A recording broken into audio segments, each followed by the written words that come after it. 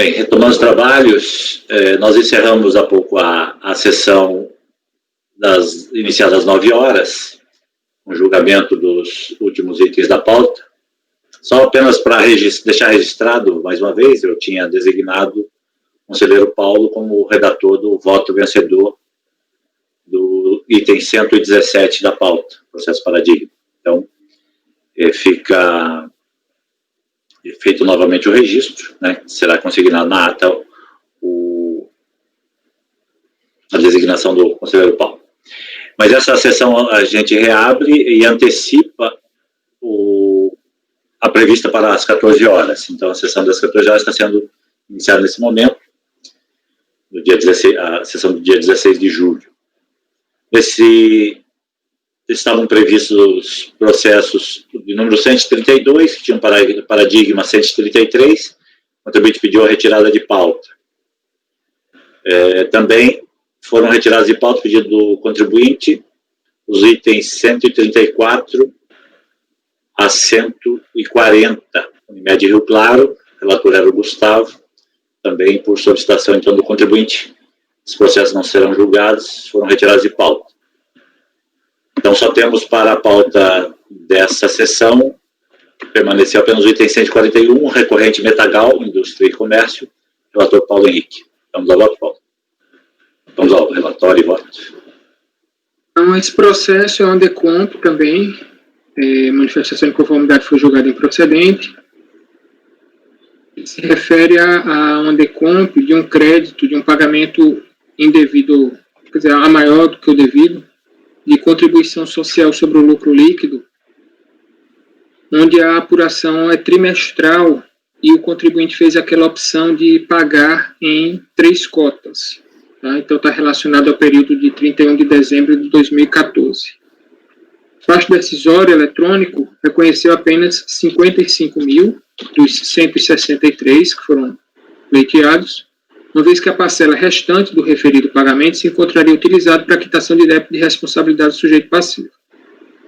Também manifestação de conformidade, folhas 2 a 8, o contribuinte alegou que recolheu o valor devido a título de CSLL relativo ao quarto trimestre em 3 parcelas, todas em valor maior que o devido, fazendo jus, portanto, ao crédito compensado na decomp sobre análise. Seu crédito, desse modo, corresponderia à diferença entre o total recolhido por meio das 3 parcelas e aquele devido no trimestre em questão.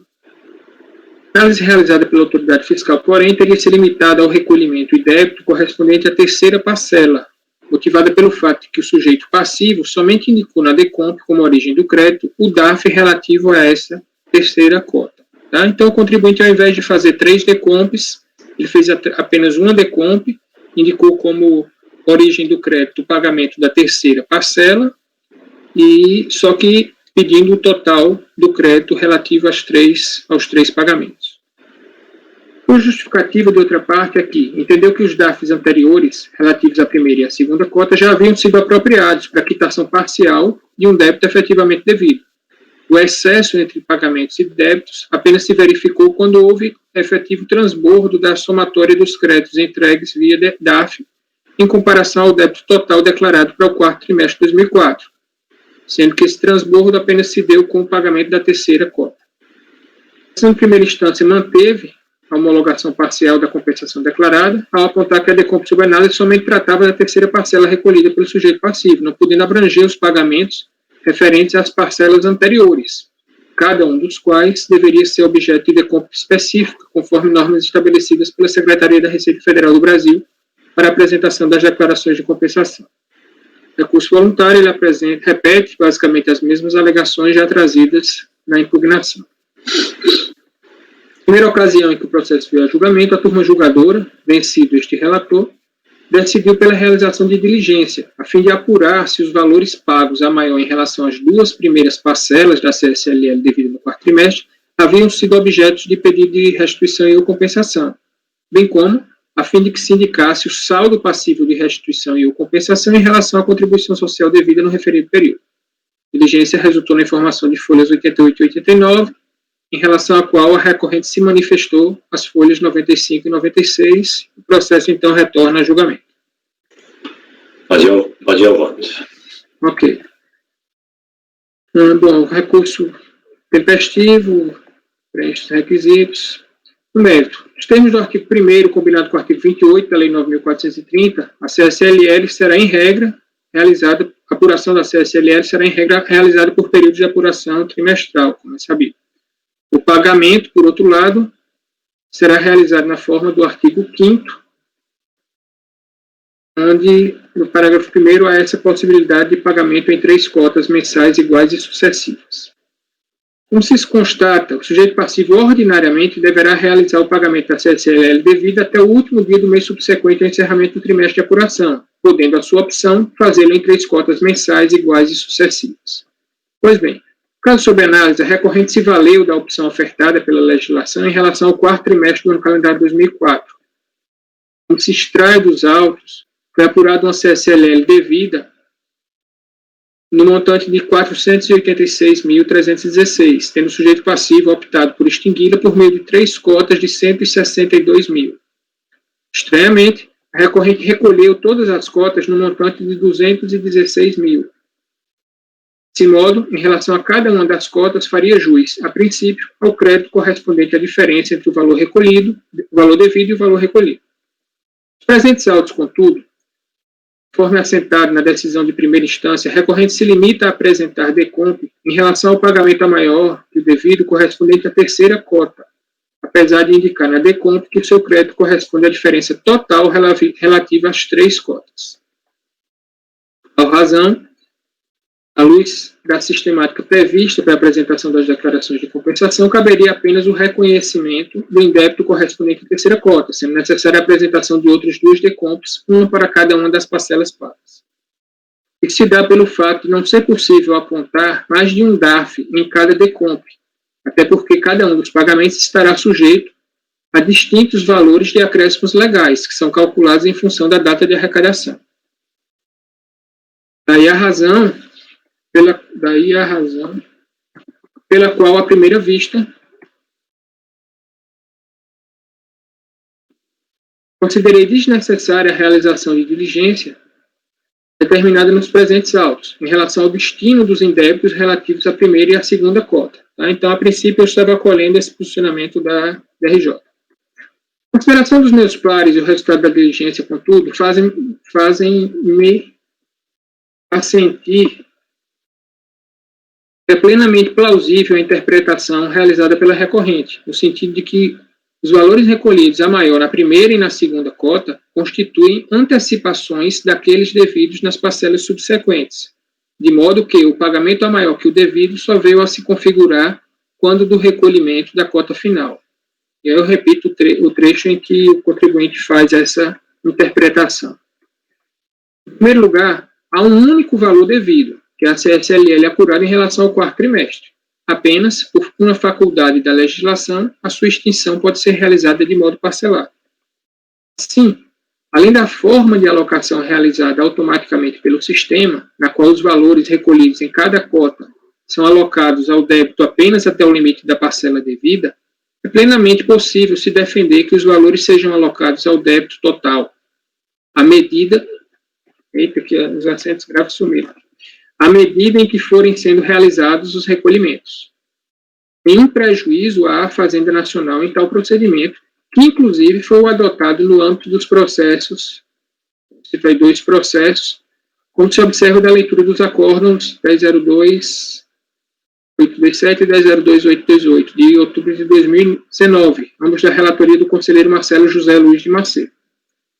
Pelo contrário, na forma pleiteada pela recorrente, deixa-se de incluir na compensação realizada os valores a que teria direito correspondentes a juros de mora pagos a maior em função da antecipação do pagamento. O conteúdo da informação fiscal resultante da diligência determinada por essa turma julgadora atesta a existência do indébito total e que a recorrente não se valeu por meio de restituição e ou compensação dos excedentes pagos nas 1ª e na 2ª cota. Eu trago a informação do resultado da diligência. Desse modo, não deve, portanto, haver a realocação dos pagamentos, de modo que os valores pagos na 1ª e na 2ª cota sejam alocados às 3 parcelas devidas, e o valor residual, no montante original de R$ 163.258, fique disponível apenas em relação ao pagamento indicado na DECOMP sob análise. Portanto, o reconhecimento da parcela do crédito não acatada nas decisões anteriores no valor de R$ 108.707,46. O disposto voto no sentido de dar provimento ao recurso voluntário para reconhecer integralmente o crédito utilizado na DECOMP sob análise no presente processo, homologando a compensação realizada até o limite do crédito reconhecido. Muito bom. Ficou bem claro, né? Eu acho que esse raciocínio é perfeito, mesmo que o contribuinte opte por parcelar, por exemplo, a pessoa física em 8 vezes, ele pode antecipar, né?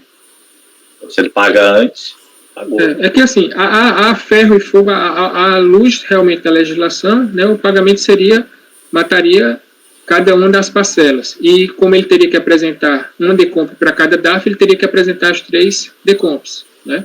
Mas, de fato, há um débito só, que é o débito da CSLL do trimestre, né? E, inclusive, naqueles processos do Marcelo, foi interessante porque a situação era inversa.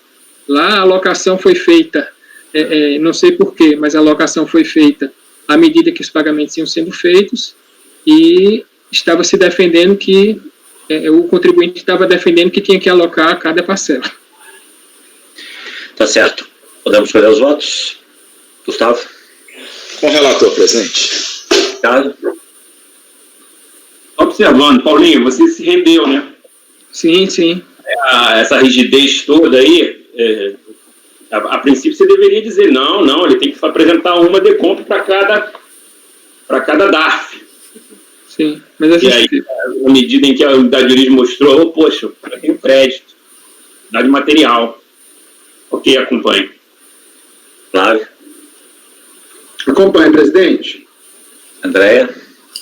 Eu também tenho julgados nesse sentido. Eu acompanho. Cláudio? Seguir o relator, presidente. André? Vou acompanhar também. Inclusive, já tive um caso também que foi exatamente esse mesmo caso, e o raciocínio foi exatamente igual ao adotado pelo relator. Eu também acompanho, parabenizo o relator aí pela evolução do voto, mostrando que a decisão planejada foi acertada, né? Senão teríamos, de repente, um outro resultado na sessão passada. Então, por unanimidade de votos, dar provimento ao recurso, nos termos do voto e relatório do relator. Antes de encerrar, eu quero fazer um registro de retificação de ata, Paulo, que eu estava me esquecendo daquele processo.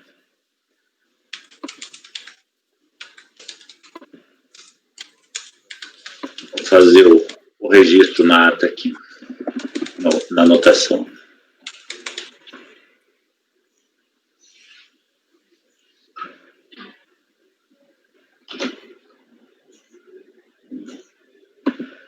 Bem, em termos de pauta, nós encerramos os julgamentos.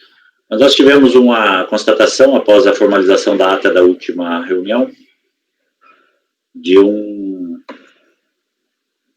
erro, um equívoco na formalização de um dos processos que o Paulo era o relator. Tem alguma coisa acontecendo com o meu computador aqui, alguma coisa querendo abrir sem o meu consentimento. Espera aí, deixa eu cancelo. Cancelei.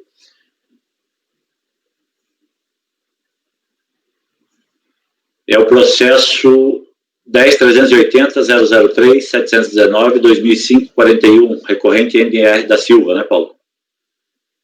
Esse processo constou da ata que o colegiado por unanimidade de votos conheceu parcialmente do recurso, e quanto à parte conhecida, rejeitou a preliminar de nulidade e no mérito em negar provimento parcial. Evidentemente que não existe negativa de provimento parcial, se dá provimento parcial, né? Mas nesse caso aqui houve negativa de provimento, não é isso, Paulo? O registro correto foi negar provimento.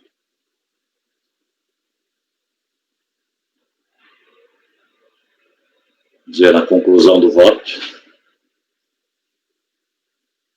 O relator votou por negar provimento e o colegiado acolheu por unanimidade. Então, retificando o resultado da ata da sessão do dia 18 de julho de 2020, em relação ao processo 10.380.003.719.2005.41,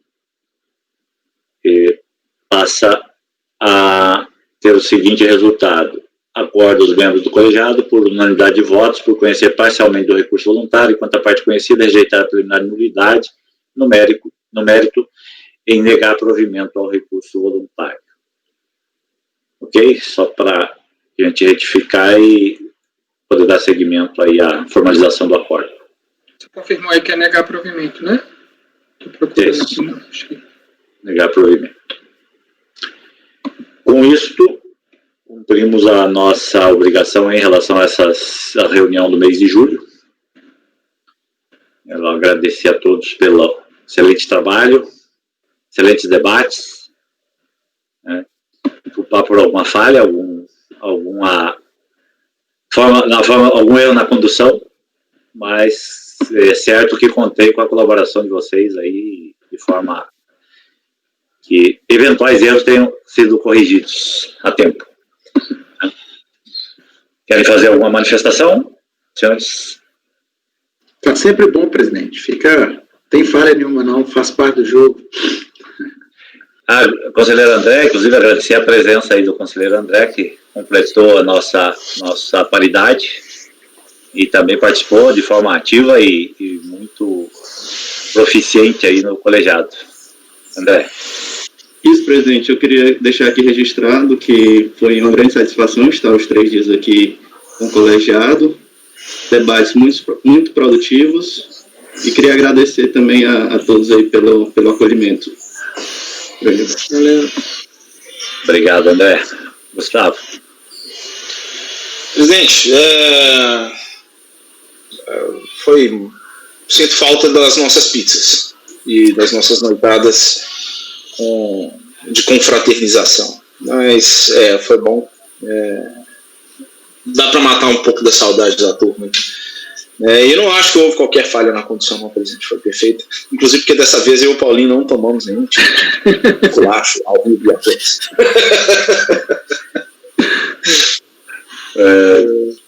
Mais alguma manifestação, gente? Então, obrigado novamente. Pedir o apoio para encerrar. Até a próxima reunião. Até mais, pessoal. Tchau. Tchau, gente. Até mais. Bom final de semana para todos aí. Até mais.